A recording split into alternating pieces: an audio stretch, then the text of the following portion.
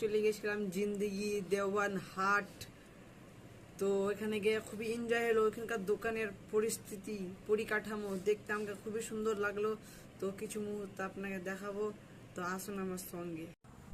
দেওয়ান কাপড় ও সবজি হাট দেখতেই পাচ্ছেন বন্ধুরা, আমার নিউ ব্লগ, এটা অনেক দিন পরে। তো আমাদের এই দোকানদারের জামা কাপড়গুলো খুবই সুন্দর। তো কিছু আপনাদেরকে মুহূর্ত দেখাচ্ছি, কিছু সময়গুলো দেখাচ্ছি দেওয়ান কাপড় ও সবজি হাটের। আমাদের এটা বাইরের দৃশ্য, সব অনেক ভিড়।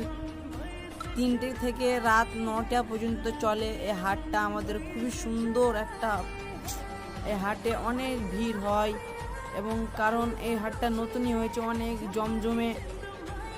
তারপরে আপনাদেরকে কিছু আরও মুহূর্ত দেখাবো, যেই মুহূর্তগুলো খুবই আকাঙ্ক্ষা।